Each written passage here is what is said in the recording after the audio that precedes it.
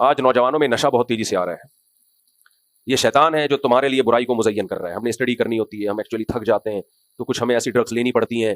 کچھ بھائی بڑے بڑے سائنٹسٹ پیدا ہوئے ہیں, علماء پیدا ہوئے. حافظ ابن حجر نے جو فتح الباری لکھی ہے, انسانی عقل حیران ہو جاتی ہے کیسے لکھی ہوگی اس زمانے میں, جب قلم کو سیاہی میں ڈبو کے ایک لفظ لکھتے تھے اور سیاہی خشک, پھر دوبارہ ڈبو کے دوسرا لفظ. اتنی بڑی بڑی کتابیں لکھ دیں.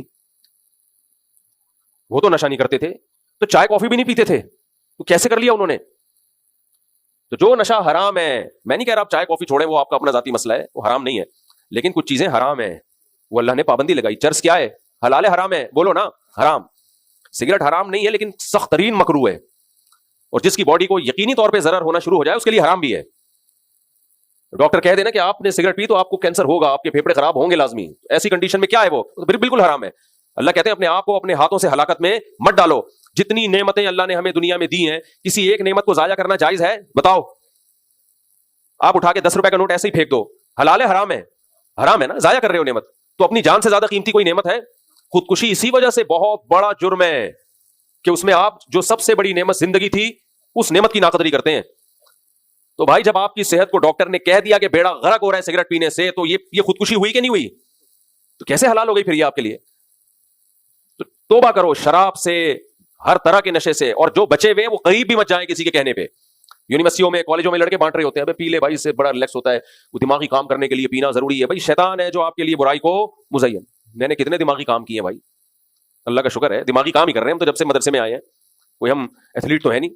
ہمارے سارے کام کہاں سے ہوتے ہیں؟ تدریس, یہ کس کا کام ہے؟ پڑھانا, ٹیچنگ. دماغ کا اسٹڈی کس کا کام؟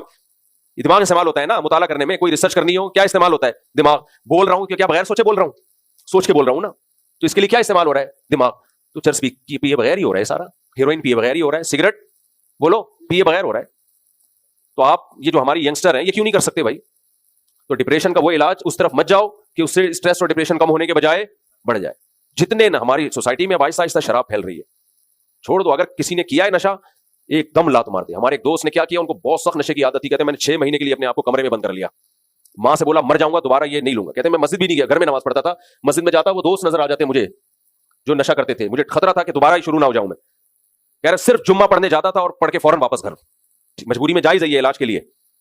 6 مہینے بعد کہہ رہے میں نے کنڈی کھولی ہے, اور جو حالت ہوتی تھی تو مرنے لگتا تھا, لیکن نہیں پیوں گا میں. کہہ رہے اس کا فائدہ کیا ہوا؟ کانفیڈنس اپنے اوپر اتنا پیدا ہو گیا, اب جو کام سمجھتا ہوں برا ہے چھوڑنے کی اللہ نے ہمت دے دی.